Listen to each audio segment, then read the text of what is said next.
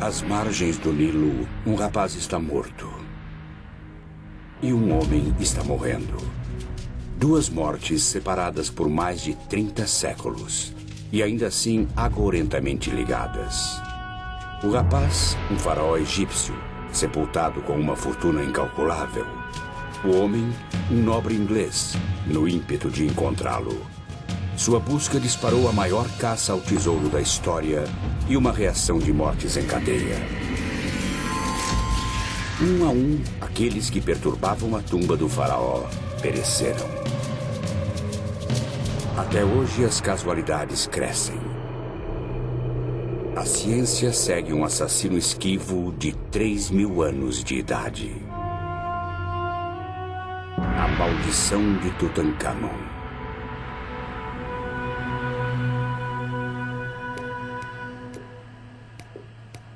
No hospital da Pensilvânia, uma jovem está morrendo de fome. A comida de que ela precisa é oxigênio. Uma simples tosse transformou-se em colapso. Os médicos estão confusos quanto à causa disso. Sem saber, o marido da paciente tem a primeira pista para sua doença desconcertante. Sua origem está a 9.650 quilômetros de distância, numa terra crivada de antigos mistérios.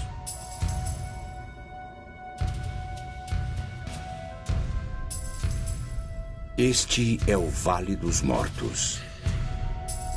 Esculpido em rocha está o maior mausoléu do mundo. 1500 anos antes de Cristo, os faraós do Egito foram postos para descansar aqui, no Vale dos Reis. Dizem que deste mundo não se leva nada, mas eles levaram. Cada faraó foi enterrado com o resgate de um rei. Marfim, ébano, ouro. E cada tumba foi camuflada pelo árido deserto. Mas quando os arqueólogos chegaram, séculos depois, encontraram apenas ossos ressecados. Outros estiveram aqui antes. Existe uma cidade inteira em Kurma, perto do Vale dos Reis, com 1000% de ladrões de tumbas, antigamente e agora. E quando eles não conseguem encontrar alguma coisa, eles a falsificam e vendem a você. Ou quando encontram alguma coisa, fazem réplicas e as vendem. E isso tem acontecido desde que o primeiro faraó foi enterrado. Para os arqueólogos, o Vale dos Reis ainda é o local mais rico da Terra. Ainda assim, uma vez acreditaram que ele não escondia mais surpresas. Certamente não é uma tumba rica de um faraó secundário. Sua infância, assim como sua vida, foram curtas. Aos 9 anos, ele assumiu o trono e recebeu uma esposa. 9 anos depois, ele estava morto. Pouco se sabe a respeito. Deixando apenas o invólucro de sua vida, ele sofreu um destino muito pior do que a morte: o esquecimento. 3.000 anos depois, só um punhado de homens sabia o seu nome: Tutancâmon. Um era um igualmente desconhecido arqueólogo chamado Howard Carter. O outro, seu financiador, George Edward Stanhope Molyneux Herbert, o quinto conde de Carnarvon. Pode-se dizer que ele era o Indiana Jones de sua época. Ele estava envolvido em todo tipo de aventuras excitantes, e foi ele quem pilotou um dos primeiros carros de corrida.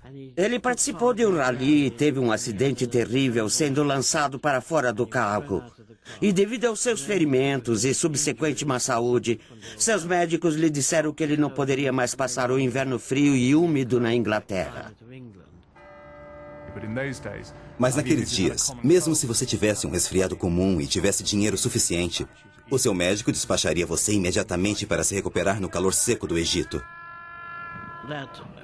Disso resultou a vinda dele com Carter. E assim começou a grande busca para encontrar a tumba do rei Tut. Um homem comum de poucas posses e um rico lorde eram parceiros improváveis no que os especialistas consideraram ser um tiro no escuro. Foi um tiro no escuro. Era uma época em que não havia detectores de metal e nenhum sonar sofisticado para pesquisar em bolsas ou buracos sob o solo ou areia. Então, foi um tiro no escuro para todos, menos para Howard Carter. Diferente de seus predecessores, Carter metodicamente escavou o Vale dos Reis metro a metro. E encontrou hectares de desapontamento. Logo antes do Natal de 1921, Carnarvon mandou chamar Carter aqui, no castelo Highclere, para dizer a ele que não poderia mais sustentar o que, aparentemente, era um projeto inútil. Carter explicou que faltava pouco a fazer e implorou por mais uma temporada. E Carnarvon concordou, mas deixou absolutamente claro de que esta seria a última temporada.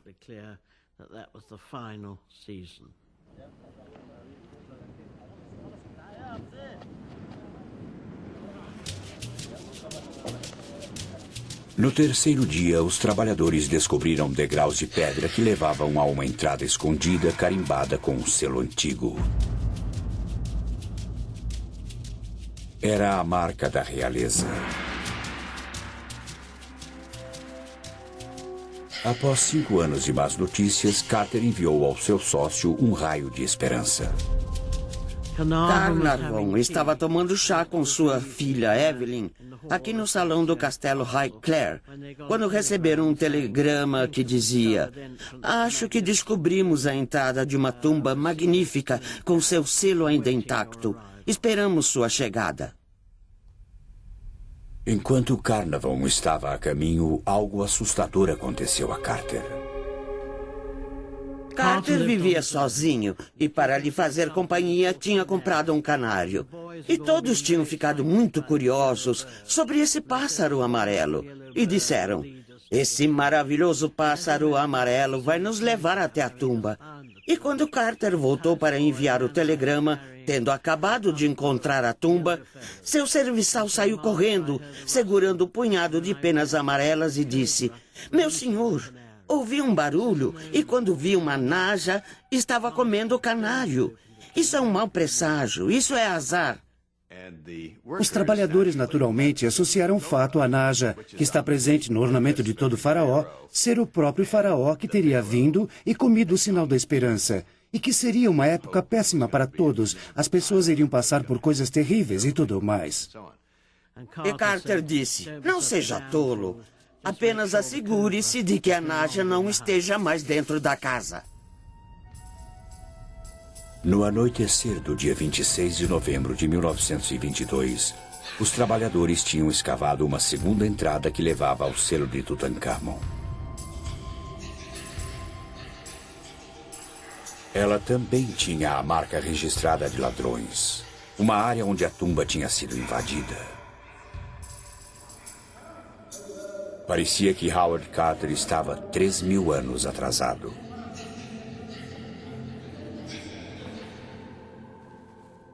Sozinhos na passagem estavam Lord Carnarvon, sua filha Lady Evelyn Herbert, o assistente de Carter e o próprio Carter.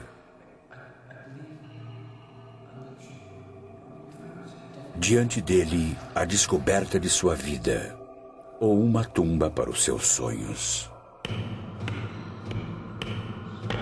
Carter prescrutou na escuridão do outro lado.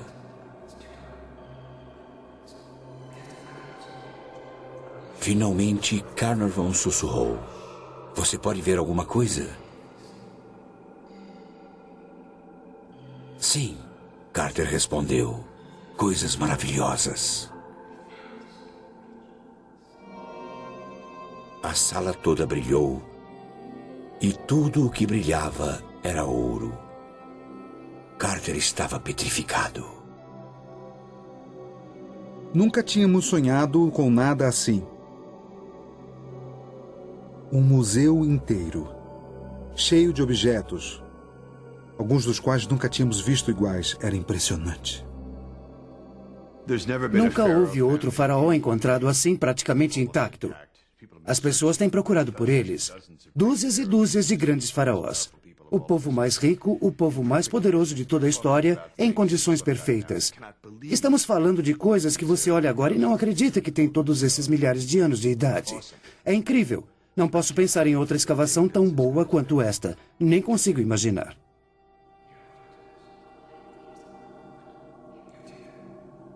Carter mais tarde disse que todos deram uma olhada e depois saíram. Mas as evidências dizem que eles fizeram mais do que só olhar. A licença que Carter e Carnarvon tinham não permitiam que entrasse na tumba sem a presença de uma autoridade em antiguidades de uma organização egípcia. Eles nunca disseram que tinham entrado. Esperaram. Eles olharam lá dentro, viram coisas maravilhosas e enlouqueceram. E selaram o buraco e esperaram 3 dias para o homem do Cairo chegar e ir com eles. O que você teria feito após 10 anos de enormes dificuldades? Eu teria esperado? Não, eu não teria feito isso. E eles fizeram o que você e eu teríamos feito. Eles entraram e passaram a noite toda lá dentro. Lady Evelyn, a menor, liderou o caminho. 3 homens, uma mulher e, em algum lugar, um rapaz morto. Está escuro? Você está lá dentro? A primeira pessoa em 1000 anos a entrar na tumba de uma pessoa que tinha morrido. Deve ter havido um pouco daquela velha sensação, aquela que se tem no lugar mal assombrado. E também existe o fator medo, porque eles estavam lá dentro ilegalmente. Eles eram como ladrões dos tempos antigos. O lugar estava desarrumado por causa dos ladrões, e 2 bandos de ladrões diferentes tinham entrado lá. E existem alguns indícios de que um dos 2 bandos de ladrões foi apanhado. E se eles foram pegos no ato, tiveram as cabeças cortadas, e é só.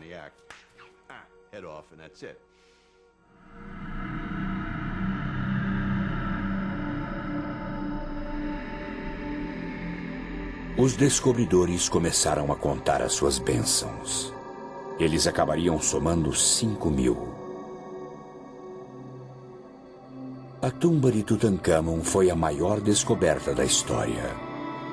Da noite para o dia, Carnarvon, Carter e Tut tornaram-se celebridades.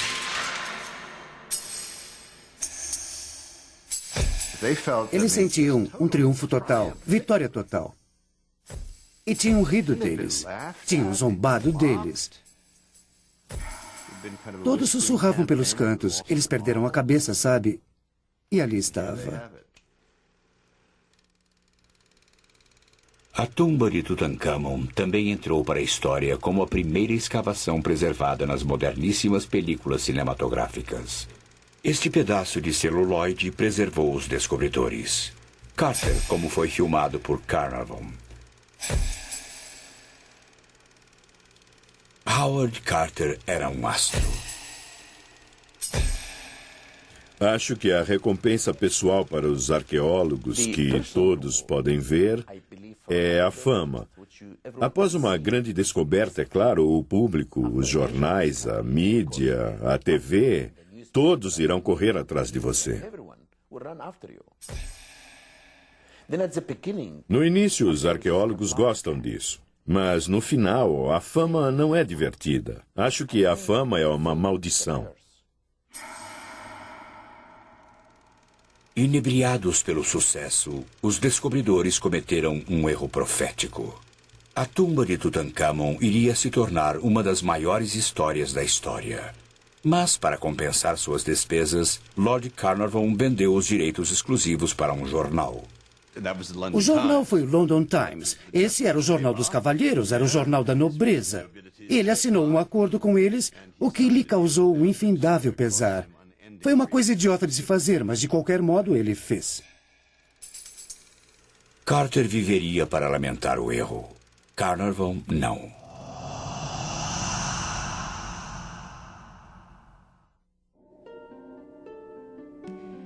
O homem que tinha financiado a procura pelo rei Tut tinha vindo ao Egito inicialmente por sua saúde.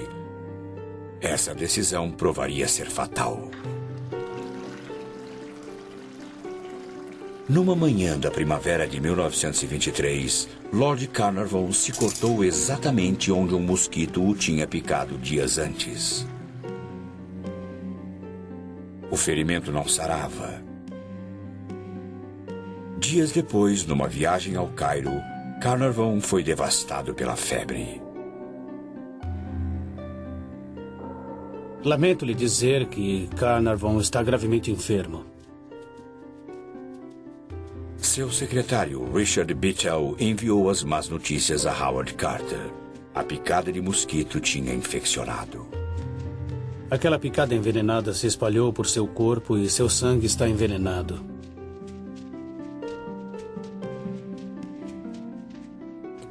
Enquanto a febre se transformava em calafrios, a preocupação de Bittell se transformava em medo. Ele notificou a esposa de Carnarvon na Inglaterra, que imediatamente convocou um especialista e voou para o Cairo. O quadro de Carnarvon era irreversível.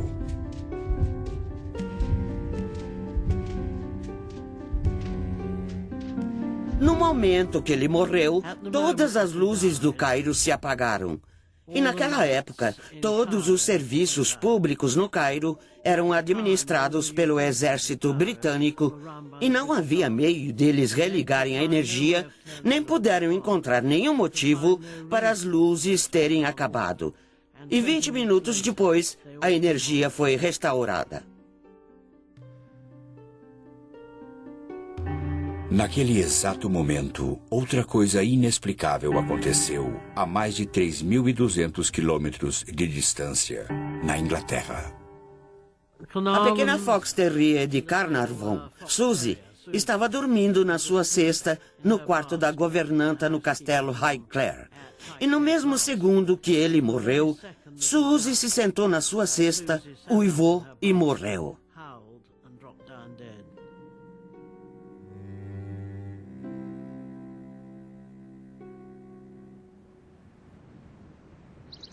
Lady Evelyn enterrou seu pai num morro que dá vista para seu amado Highclere. Ela também pôs sua aventura egípcia para descansar.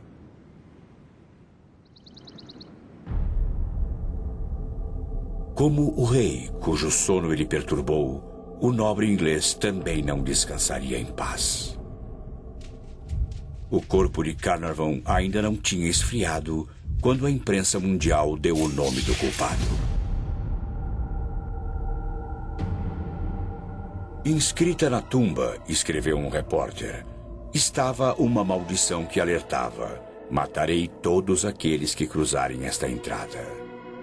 Um outro jornal relatou uma maldição lugubremente exata: aqueles que penetrarem nesta tumba sagrada logo serão visitados pelas asas da morte. Para Carnarvon, a morte realmente veio voando. Não seria a última vez que um intruso morreria de causas não naturais.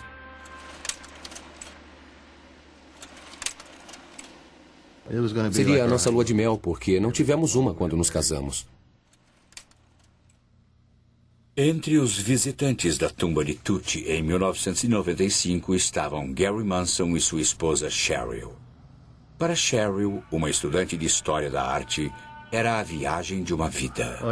Todos que conhecíamos sabiam que íamos para lá. Quando falava com alguém, a primeira coisa que dizia é que ia viajar até lá. As paisagens a impressionavam tanto que apenas vê-las não era o bastante.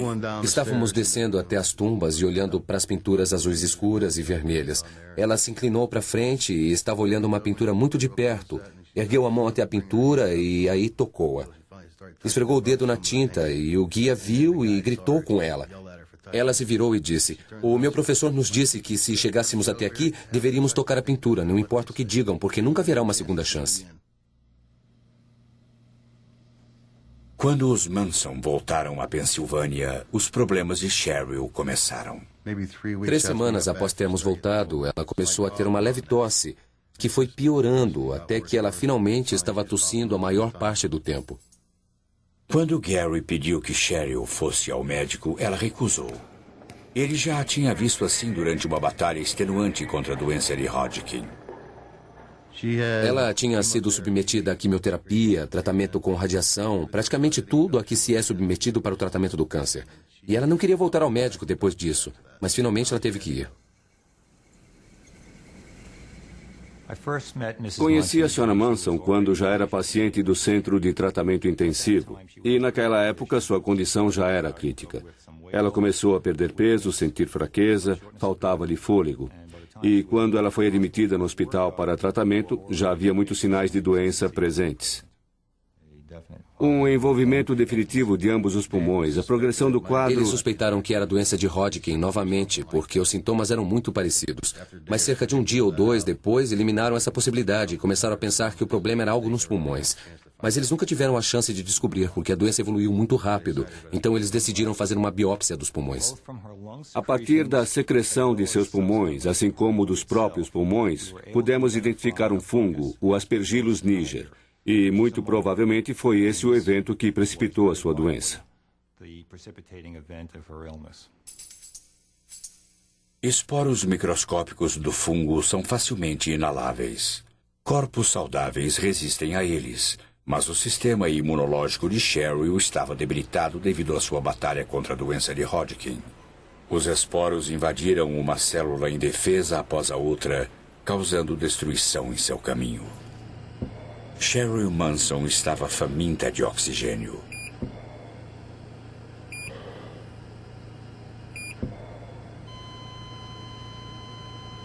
Dez dias após ela ter dado entrada no hospital, seus pulmões falharam. Ela tinha 38 anos de idade. Mas o caso ainda não estava fechado. O mistério era a cena do crime. Onde Cheryl Manson encontrou seu assassino?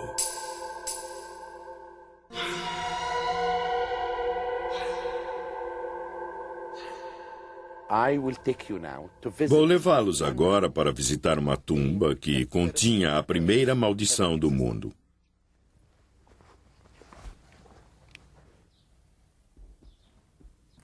Esta é a tumba de Hesse. Ela data de mais de 4.000 anos. E na entrada da tumba existe a inscrição de uma maldição muito interessante. Todos os egípcios, de faraós a camponeses, guardavam suas tumbas com encantamentos e maldições. Mas para qualquer um que penetrar na sua tumba... David Silverman é professor de egiptologia na Universidade da Pensilvânia. Ele já traduziu dúzias de maldições antigas, incluindo a maldição de Hesse, de 4.000 anos. A maldição é uma interdição a qualquer um que entre na tumba e que tenha comido um determinado alimento proibido, como carne de porco ou peixe. Algo impuro ou algo impuro ligado à sua alma. Ou que tenha cometido um ato de impureza sexual, neste caso, adultério. E frequentemente ele fazia amor com todas as mulheres. E se isso acontecia, o indivíduo então podia ser punido na sua vida atual ou no pós-vida. Assim, ele seria julgado perante o grande Deus. Para o professor Silverman, nem toda maldição é acadêmica. Recebi um telefonema de um médico e ele me contou essa história muito interessante e muito infeliz sobre uma mulher que tinha ido com seu marido ao Egito e tinha entrado na tumba do rei Tut. E lá ela acabou pegando um fungo. Na época, sabíamos que tínhamos isolado o Aspergillus niger das amostras que colhemos da Sra. Manson e também sabíamos sobre a sua viagem. Tinha que ter pego algo lá. Então, o que tínhamos de descobrir era se esse fungo também estava presente nas tumbas que ela tinha visitado. É o único lugar de onde podia ter vindo. Assim, telefonamos ao Departamento de Egiptologia da Universidade da Pensilvânia. Eles estavam imaginando que isso tinha algo a ver com a maldição.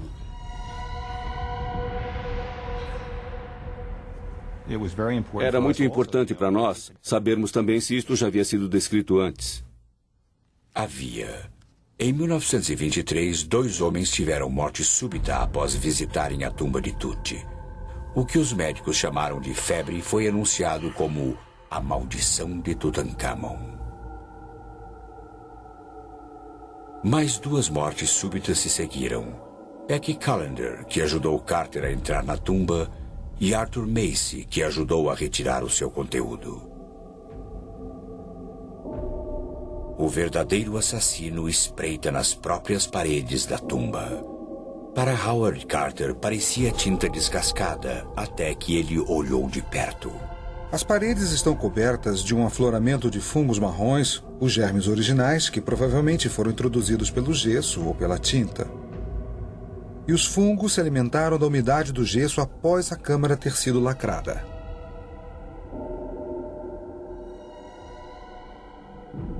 O fungo é o Aspergillus niger. Na tumba cálida e úmida, ele prosperou, a única coisa que viveu durante 3.000 anos. Quando Cheryl Manson chegou aqui com um sistema imunológico debilitado, ela era uma ótima hospedeira para o fungo. Acho que ligando o nosso caso, que é um caso atual, à visita das próprias tumbas, fomos capazes de estabelecer uma relação direta entre o que pode ter acontecido aos arqueólogos que visitaram a tumba há tempos. Estou muito certo, pelo menos em alguns desses casos, de que o Aspergillus pode ter facilmente desempenhado um papel. A ciência estava pronta para encerrar o caso de Cheryl Manson, mas não a maldição de Tutankhamon. –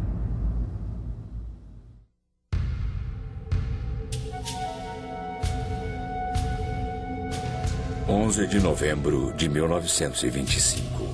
No Vale dos Reis do Egito, um rapaz que morreu mais de 1000 anos antes de Cristo está para ressuscitar.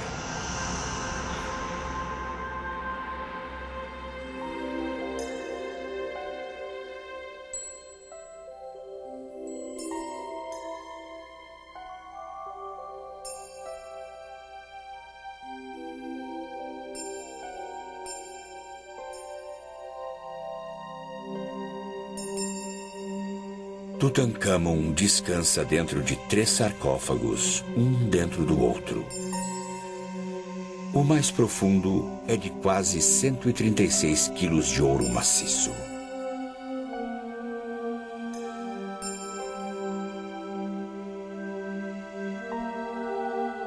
Dentro do sarcófago de ouro encontra-se um objeto ainda mais surpreendente.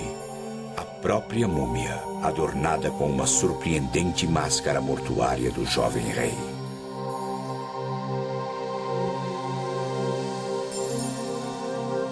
Como representação da figura humana, só algumas das grandes estátuas podem ser comparadas ao seu brilho. Só a máscara de ouro é um dos mais belos objetos de toda a história da humanidade, não só a egípcia.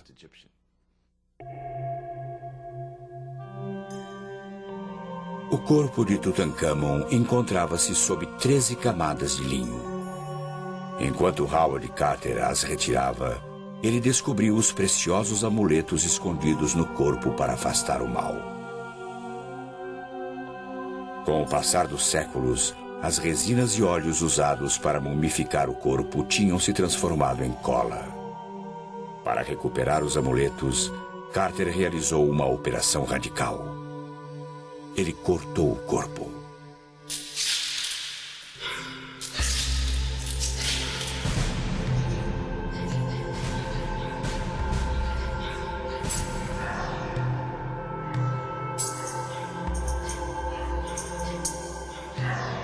O resultado dessa autópsia foi fatal. Em 14 dias, 2 participantes do grupo morreram. Até 1927, 6 homens tinham morrido devido a uma única causa aparente: a maldição da múmia.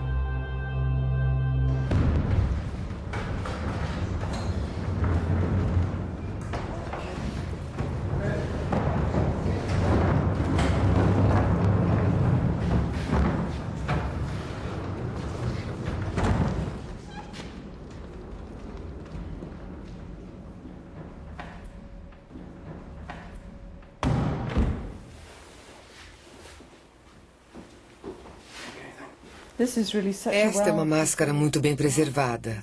Aqui se pode ver os cílios de cobre em volta dos olhos de pedras preciosas. A doutora Rosalie David é a rainha das múmias. Como curadora de egiptologia para o Museu Universitário de Manchester, na Inglaterra, ela já realizou autópsias em 35 múmias, mais do que qualquer um. Ela também foi pioneira no método de fazê-lo sem destruir as múmias. Temos aqui a múmia de uma senhora de idade. Usando raios-x e endoscópios, penetramos por orifícios já existentes e colhemos amostras de tecidos que podemos usar para identificação para o DNA. Também esperamos que, no futuro, possamos detectar DNA viral e bacteriano nas múmias. Então, essa metodologia é muito melhor. O endoscópio permite que a doutora David examine o corpo sem ter de desembrulhá-lo, em completa segurança. Trabalhar com uma múmia pode ser um risco, tanto para o operador como para a múmia, porque o operador pode inalar os esporos do pó da múmia. E, por outro lado, o operador pode depositar bactérias e umidade na superfície da múmia, causando assim a sua decomposição. Apesar de morta há milhares de anos, uma múmia permanece viva com bactérias. Algumas inofensivas, outras letais.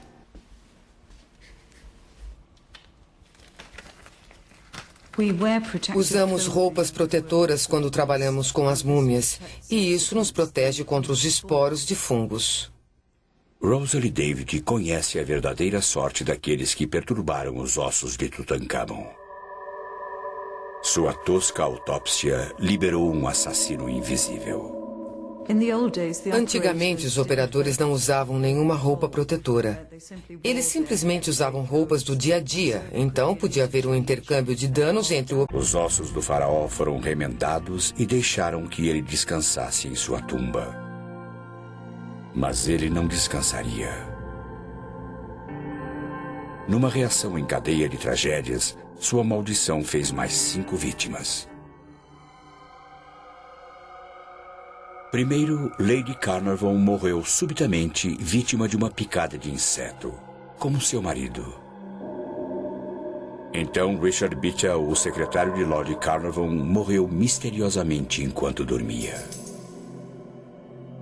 3 meses depois, o pai de Bichel, Lord Westbury, lançou-se para a morte do 7º andar de um edifício. Ele deixou um bilhete culpando a maldição do rei Tut pela morte de seu filho.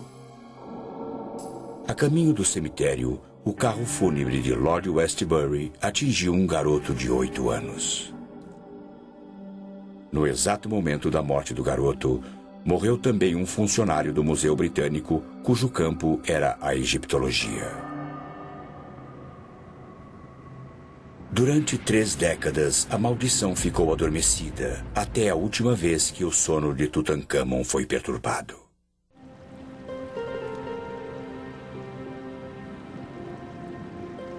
Perto das margens do Nilo, o faraó Tutancâmon foi enterrado com 5.000 peças de valor inestimável. Seus tesouros reais deveriam acompanhá-lo na sua jornada para o pós-vida. Em vez disso, eles fizeram um desvio. Na década de 70, o Egito cedeu a uma exigência popular e enviou muitas das relíquias de Tut numa turnê mundial. O diretor de antiguidades do Egito sonhou que morreria se os tesouros deixassem o país. 3 meses depois, num acidente de carro, ele foi a 25ª vítima da maldição de Tut. No mesmo dia em que a máscara de Tut foi preparada para ser levada a Londres, uma autoridade egípcia que zombou da maldição morreu de ataque cardíaco. Entre os excursionistas, quando o tesouro chegou a Londres, estava Lady Evelyn Herbert, a primeira pessoa a entrar na tumba de Tut. Minha mãe nunca tinha visto o sarcófago principal, porque não tinha chegado àquela câmara em especial antes do pai dela morrer. Na época da exposição londrina, as TVs e rádios telefonavam para minha mãe e diziam: "Fale-nos sobre a maldição." E ela ria e dizia: "Bom, eu estou viva e bem aos 70 anos e não acredito nela."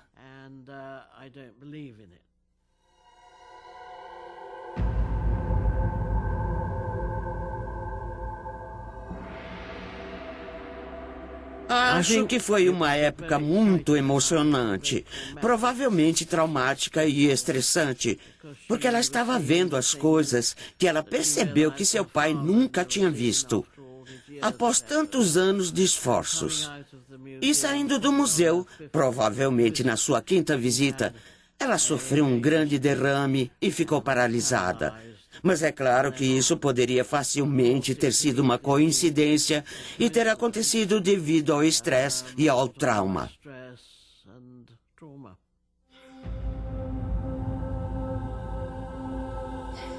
A coincidência conseguiu explicar a morte da maioria das vítimas da maldição de Tut. Para explicar as outras, a ciência voltou para dar uma olhada mais de perto. Nenhuma das inscrições da tumba podem ser consideradas uma maldição. Então, o que consideraríamos, ou como egiptólogo, o que eu consideraria uma maldição, não ocorre na tumba do rei Tut. A chamada maldição foi inadvertidamente espalhada por sua primeira vítima. Quando Lord Carnarvon vendeu os direitos exclusivos da tumba de Tut ao London Times, os jornais rivais ficaram ultrajados. Quando Carnarvon morreu, eles se vingaram, publicando sobre os rumores de uma maldição. Até mesmo as ocorrências bizarras quando da morte de Carnarvon podem ser explicadas. Todas as luzes do Cairo se apagaram quando Carnarvon morreu. A energia elétrica sempre acabava no Cairo. E a história decolou. Era o mesmo que acontece hoje, uma ultrajante série de meias-verdades. E algumas verdades e algumas mentiras, algumas inventadas. Foi incrível, foi uma coisa muito forte e ainda é. Quando a tumba de Tutankhamon foi visitada pela realista neta de Carnarvon, até ela pensou 2 vezes. Após o meu derrame, me informaram que eu tinha um coração fraco. Eu vi todos aqueles degraus e aquele declive. Até mesmo pessoas jovens subiam os degraus, ofegando. Então achei que a descrição era a melhor coisa e que eu não queria outra manchete. O rei Tut mata novamente.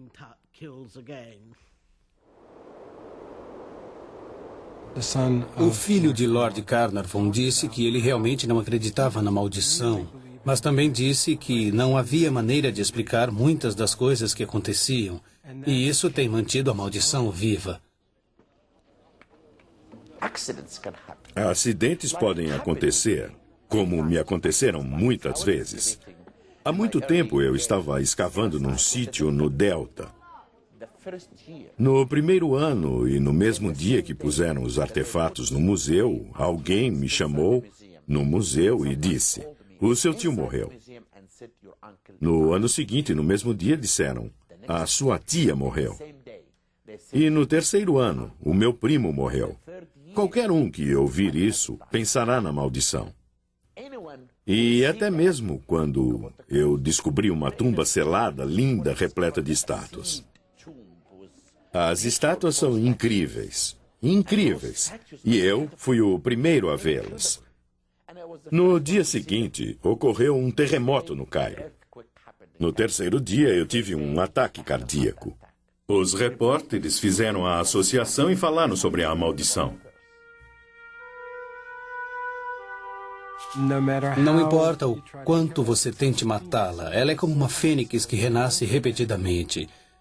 Veja, não importa o quanto digam que o monstro do Lago Ness não existe, ou que OVNIs não existem, que não há lógica, ainda acreditamos neles, não é?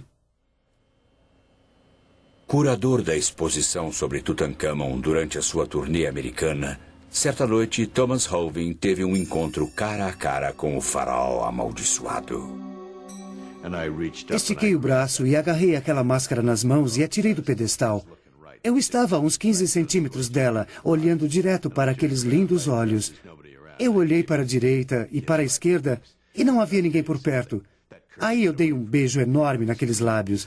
E vou te dizer uma coisa, a maldição saiu de mim. Fiquei limpo, estou ótimo.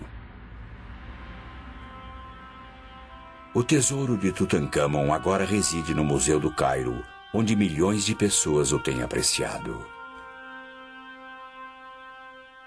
O museu também é a humilde tumba de dinastias de faraós.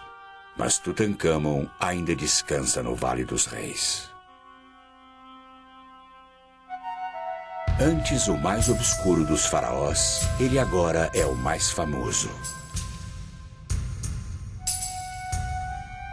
Os antigos egípcios iam para o túmulo com uma crença imortal. Diga o meu nome e eu viverei.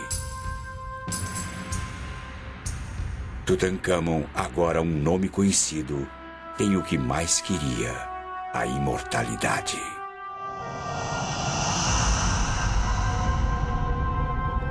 Ele deve a imortalidade aos mesmos homens que perturbaram a sua tumba.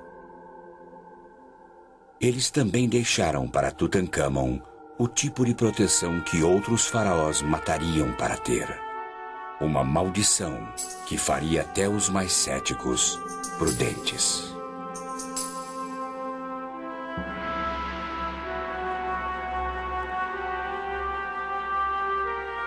Versão brasileira, Tempo Filmes, São Paulo.